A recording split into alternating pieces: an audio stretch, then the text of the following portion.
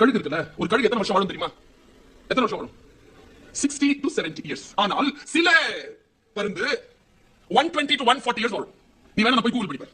அந்த வாழ அந்த பருந்து இருக்குல்ல, அத பற்றிய கேஸ் ஸ்டடி ஒன்று இருக்கு. அது என்ன பண்ணுமா, 70 வயசுல அது வயசாகி சாகாது. மேல பாடி பாத்துல பாத்துட்டு வந்து காலால இல்லனா அப்படி தூக்கி போகும்ல, அந்த கால்ல இருக்கக்கூடிய நகங்கள் வலு விழுந்துரும். அதுக்கு தூக்கி தூக்கி நகங்கள் வலு விழுந்ததனால், குத்தி குத்தி சாப்பிட்டு அந்த அலகு வலு விழுந்ததனால் இறை தேட முடியாமல் பசியில் செத்து போகும் பருந்து. இந்த 120 வருஷம் வாழணும் முடிவு செய்தல அந்த பருந்து என்ன பண்ணும், 60 70 வயசுல சாவு வந்துருச்சு, தான் சாப்பிட முடியாது, இனிமேல் இறை தேட முடியாது, கண்ணு மட்டும் அதுக்கு பலவீனமே ஆகாதாங்க. அதனால தான் கழுகு பார்வைன்னு பேரு. கழுகு நகம்னு சொல்ல மாட்டோம், கழுகு அழகுன்னு சொல்ல மாட்டோம், கழுகு பார்வை. அமெரிக்காவுடைய அந்த மிகப்பெரிய அந்த சின்னம் இருக்குல்ல, அதுவே கோல்டன் ஈகிள் சின்னம் தான். என் வீட்டுல இந்த தங்க கழுகு தான் கூப்பிடுவாங்க. கண்கள் பலம் இழக்கவே கூடாது. அது என்ன பண்ணுமா, மேல போய் உட்காந்துரும். மேல போய் உட்காந்துட்டு இதை தேடாது, பசியோட உட்காந்துருக்கும். உட்காரும் போது என்ன செய்யும், தன்னுடைய காலில் இருக்கக்கூடிய நகங்கள் எல்லாம் பிச்சு போட்டுரும். அப்புறமா தன்னுடைய சிறகெல்லாம் வந்து அப்படியே உதிர்ந்து போய் வயசு எல்லாத்தையும் பிச்சு போடும். பிச்சு போட்டுட்டு தன்னுடைய அழகு இருக்கல அதை அடிச்சு உடைச்சிடும். உடைச்சிட்டு உட்காந்துருக்கும் கழுகு. தவம், அந்த தவ பீரியட் இருக்குல்ல, அது கடந்த பிறகு அதை சஸ்டெயின் பண்ணிடுச்சுனா, அந்த பீரியட் மட்டும் அதை சஸ்டெயின் பண்ணிடுச்சுனா, இயற்கை அதற்கு புதிய நகங்களை, புதிய சிறகை, புதிய அழகை தரும். அதை பெற்றுக்கொண்ட அந்த கழுகு மீண்டும் 60 70 ஆண்டுகள் வாழும். நீ ஏதோ ஒரு விஷயத்துல பலவீனம் அடைஞ்சிருக்கியா, காத்துரு. அந்த பலவீனங்களை அடிச்சு உடைச்சு உட்காரு, உட்கார்ந்து காத்துரு, புரிந்து கொள்வதற்கு காத்துரு. 2 பேரும் கிட்ட மட்டும் பேசாத, எதுவுமே கலந்து ஆலோசிக்காத. 2 பேர் கிட்ட மட்டும் இந்த கிளாஸ்லயோ இந்த மாதிரி நல்ல வார்த்தைகள் கேட்கும்போது ஒருத்தங்க உட்காந்துப்பா, ஒருத்தங்க உட்காந்துப்பா, ஒருத்தங்க உட்காந்துப்பா, ஒருத்தங்க உட்காந்துப்பா. இந்த 2 பேரும் வாழ்க்கை சீரழிக்கிறது. எல்லாம் தெரியற மாதிரி பேசுவா, ஒன்னும் தெரியாததுக்கு, ஒன்னும் தெரியாத நம்ம பக்கத்துல உட்காந்துருக்கு. தெரிஞ்சவங்க வேலை எங்கே போகும், வாயில அது வார்த்தை ஊரும், அது குப்பத்துக்கு தேடிட்டே இருக்கும், நல்லா காது கிடைக்கும், துப்பிடுவோம், நம்ம வாழ்க்கை நாசம். இந்த வயசுல சில விஷயங்கள் செய்யாத. உன்னதான் சொல்றேன், ஏதோ உன்னை சொல்லல நினைச்சுக்காத. நீ சைலண்டா இருக்கிற, அவனுக்கு சைலண்டா இருக்க தெரியல, அவ்வளவுதான் சொல்ற பாரு. 10 வரல, 10 11 12 வரல, இந்த டைம்ல எல்லாம் வேறு பாலின ஆண் பெண்ணோட எந்த காதல் கத்திரிக்காலும் பண்ணாத. சத்தியமா சொல்ல செய்யாத. ஏன் தெரியுமா, இன்னும் 10 வருஷத்துல உங்களுக்கு ஒரு 12 வருஷத்துல ஒரு சனியா வரும், வந்தா போவாது. சரியா சொல்றேன் சார்? கூடவே இருக்கும், சாகுற வரைக்கும் கூடவே இருக்கும். இந்த வயசுல ஏன் அந்த சனியை தூக்கி இப்ப வச்சுக்க? ஒரு 10 வருஷம் படிச்சு ஆளாகி பெரிய ஆளாகி என்ன ஆகணும்னு சொல்லிட்டு முடிவு செய்து மிகச்சிறந்த துணை உன்னை வந்து நாடுகின்ற அளவிற்கு நீ உன்னை உருவாக்கிக் கொள்வதற்கான வாய்ப்பு தானே இந்த வயது. இந்த வயதை ஏன் நீ நினைக்கிறாய்? சொல்லி தரவே மாட்டாங்க. இந்த வயசுல வீணாயிடுச்சு வச்சுக்க வாழ்க்கை, அந்த வயசுல ரொம்ப கஷ்டப்படுவேன். அந்த கஷ்டம் உனக்கு வேண்டாம் என்கின்ற பேர் ஆனந்தத்தோடு, பெரும் கருணையோடு, தாய்மை மனதோடு நான் சொல்லுகிறேன். கொஞ்சம் கண்சொல்லாரு, கடந்து போகட்டும். அந்த மகிழ்ச்சியா சிரிச்சிட்டு, சிறிய தவறுகள் எதையும் செய்திருந்தால் பட்டுக்கோட்டை பாட்டு தான் உனக்கு வெற்றி பெறுவதற்கான ரகசியம் இது. சிந்தித்து பார்த்து செய்கையை மாத்து. சிறுசா இருக்கையில் திருத்திக்கோ, தவறு சிறுசா இருக்கையில் திருத்திக்கோ. தெரிஞ்சு தெரியாம நடந்திருந்தா அது திரும்பவும் வராம பார்த்துக்கோ. டீச்சர்ஸ்க்கு சொல்றேன், உங்க காலில் விழுந்து சொல்றேன், என் காலையும் தொட்டுட்டு நான் சொல்றேன், என் அறிவை பெறுவதற்காக என் குழந்தைகள் என் வகுப்பிற்கு வரவில்லை. நம்ம அறிவை இந்த குழந்தைகளுக்கு தராமல் நாம் காப்போம். அந்த குழந்தைகள் ஏன் வந்து தெரியுமா நம்ம வகுப்புக்கு? அவர்கள் அறிவை அறிமுகம் செய்து கொள்வதற்காக தான் வந்திருக்கிறார்கள் தவிர நம்ம அறிவை பெற்றுக் கொள்வதற்காக அவர்கள் வரவில்லை. Try to be a Christ. When you are inside the classroom, dear my teachers, try to be a Christ. Christ என்ன பண்ணுவார் தெரியுமா? கையில ஒரு ஆடு வச்சிருப்பார். அவருடைய மேச்சகத்துல நிறைய ஆடு இருக்கும். நான் அந்த மடியில இருக்கிற ஆட விரும்பின ஒரு காலத்துல டீச்சர் மடியில உட்கார்றது எவ்வளவு சந்தோஷம் இல்ல? Teacher, how are you? Super. Good girl. Good boy. அப்படின்னு சொன்னா எவ்வளவு சந்தோஷம். என்னுடைய 5th ஸ்டாண்டர்ட் டீச்சர் கனகாப்பரம் வச்சாலும் வணக்கங்க. தொட்டு பேசினாங்க, ஒரு நாள் 2 நாள் 3 நாள் குளிக்கல. நான் இப்படியே வச்சிட்டு இருந்தேன். அவ்வளவு பிடிக்கும் டீச்சர்ஸ், அவ்வளவு பிடிக்கும். நான் போய் எங்க ஃபாதர் கிட்ட கேட்டேன், எங்க பேரிஷ் ஃபாதர் இருந்தார், நான் 8th ஸ்டாண்டர்ட் வரைக்கும் படிச்ச ஒரு ஸ்கூல் ஃபாதர். அவர் என்ன ப்ரொஃபசர் கிண்டல் பண்ணி கூப்பிடுவார், ப்ரொஃபசர் கம் அப்படிம்பாரு. சின்ன குழந்தைங்க அவர்கிட்ட படிக்கிறேன். Father, I want to become that குட்டி ஆடு. என்னாச்சு உனக்கு? ஜீசஸ் கிறிஸ்ட் மடியில உட்காரணும். Tell me the secret. ஆனா கிறிஸ்டியன் ஆகக்கூடாது. I don't want to be a Christian, but I want to be a குட்டி ஆடு of the lap on Jesus Christ. ஒரு விஷயம் சொன்னாருங்க, வேண்டாம் மகளே, நீ அவர் மடியில் உட்காருகின்ற குட்டி ஆடாக்க வேண்டாம், அவர் பார்வை மேய்ச்சலில் இருக்கக்கூடிய நல்ல ஆடாக்குறீங்க. ஏன் அந்த குட்டி ஆட வேண்டாம்? அது குடுத்து வச்சாடு மடியில் உட்காந்து வச்சிருக்காரு, கொஞ்சிட்டு இருக்காரு, இப்படி அடைச்சு வச்சிருக்காரு. கடவுள் மடியில் உட்கார்வதை விட வேற என்ன பேர் ஃபாதர்? அவர் சொன்னார், இல்ல பாப்பா, அது உன்ன மாதிரி நீ சொல்ற மாதிரி கொடுத்து வச்சாடு இல்ல, சொல்ற பேச்சு கேட்காதாடு. அப்படியா? ஆமா, ஏற்கனவே கீழே விழுந்து வழி தவறி போய் கால் உடைஞ்சாடு. கீழே விட்டா வழி தவறிடுங்கிறதுனால ஜீசஸ் கிரைஸ்ட் மடியில் உட்கார வச்சிருக்காரு. நீ அந்த ஆடா வேணா, அவர் பார்வையில் இருக்கும் மேய்ச்சல் இருக்கக்கூடிய ஆடா இருந்த உடனே ஒரு டீச்சரா என் மனசுல வந்த வெளிச்சம் என்ன தெரியுமா? நான் யாரை மடியில் உட்கார வைத்திருக்கிறேன்? நல்லா படிக்கிற, சொல்ற பேச்சு கேட்கிற, அழகா எல்லா வேலையும் செய்யற பிள்ளையை தான் மடியில் உட்கார வைத்திருக்கிறேன்.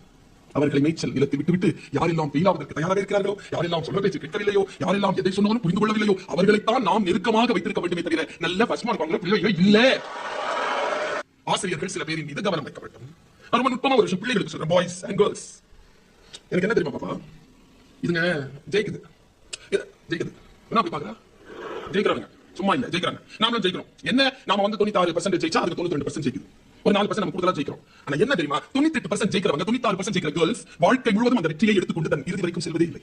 50-40% கீழே உதிர்ந்துறாங்க. அதுங்க 92 போயிருப்பா.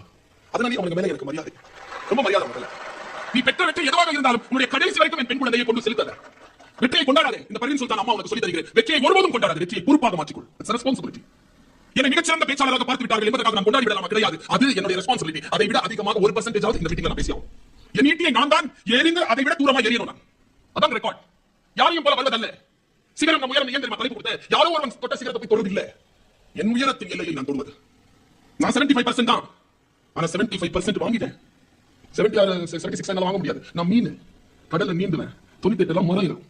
எனக்கு மறைய தெரியாது. அந்த பிறப்பு இல்ல நான். ஆனா 75 வாங்கினா இல்லையா? ஒரு பல்கலைக்கழகத்துக்கு கீழே பேராசிரியரா இருக்கிறேனா இல்லையா? பிஹெச்டி முடிச்சனா இல்லையா? ஒரே சிட்டிங்ல யூஜிசி கிளியர் பண்ணனா இல்லையா? அவ்வளவுதான். நம்முடைய உயரம் எது இருக்கிறதோ அந்த உயரத்தின் எல்லையை என் குழந்தையை தொட்டு விடுங்க. அதற்கு பெயர் தான் சிகரம் தொடுதல். அதற்காக சில ஸ்ட்ராட்டஜிஸ் இருக்கு. அந்த ஸ்ட்ராட்டஜி நான் சொல்றேன். எனக்கு பல நேரங்கள்ல இந்த ஜெயிக்கிற அந்த நெருப்பு ரொம்ப அதிகமா இருக்கும். சொன்னாங்க 1500 மேடைகள் சொல்லி. நான் ஸ்கூல்ல இருந்து காலேஜ் வரைக்கும் பேசின கணக்கு. அதுக்கப்புறம் நான் 20000 மேடைகள் பேசிட்டேன்.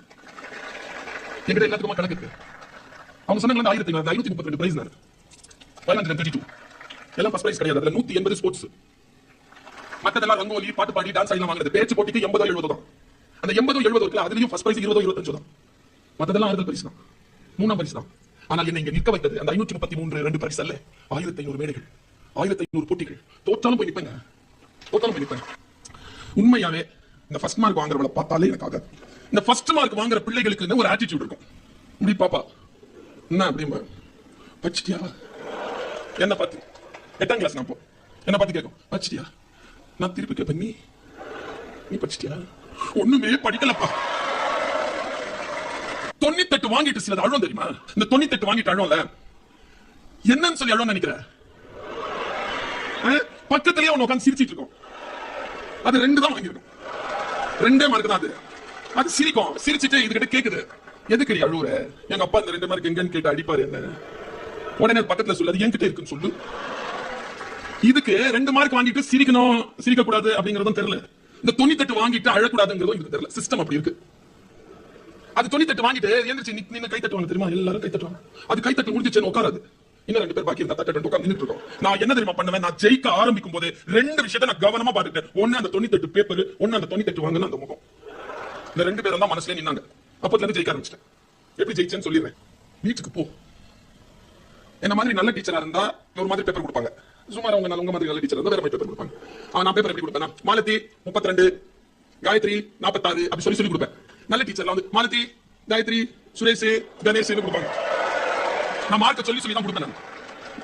நீ வீட்டுக்கு போ, உன் மார்க் பார். எவ்வளவு வாங்கிருப்பேன்னு நினைக்கிறேன்? ஒரு 40 அவ்வளவா? 32 என்ன பண்ணி வீட்டுக்கு போ, 32 பாரு. அடுத்த நாள் என்ன யூனிட் எக்ஸாம் சொல்லிட்டு பாரு. அந்த எக்ஸாமினேஷனை வந்து கொஞ்சம் கவனமா படி. 7th புரிஞ்சதுன்றதுனால தான் 8th வந்த. 8th ஸ்டாண்டர்ட்ல சப்ஜெக்ட் புரிஞ்சிருச்சுங்கிறதுனால தான் 9th வந்த. புரியாம இல்ல, கொஞ்சம் மெனக்கெடணும். கொஞ்சம் மெனக்கெட்டா புரியும். கொஞ்சம் மெனக்கெடு. கொஞ்சம் மெனக்கெட்டு என்ன பண்ண? 32 வாங்கிருக்கல, 34 வாங்க. ஃபெயில் தான் பரவாயில்லைன்ற நான். 34 ஜெயிக்கிற ஸ்ட்ராட்டஜி சொல்லி கொடுத்துருக்கேன். 34 வாங்கு. அடுத்த டெஸ்ட்ல 36 வாங்கு. ஃபெயில் தான் பரவாயில்ல. 36 வாங்கு. இப்போ பாரு அந்த 98. ஒருவேளை அந்த 98 92 வாங்கிருக்கோம். அப்ப அதுதான் கிளாஸ் ஃபர்ஸ்ட். அதான் கிளாஸ் ஃபர்ஸ்ட். அப்போ இந்த டிவிடி கூட்டத்துக்கு வரும்.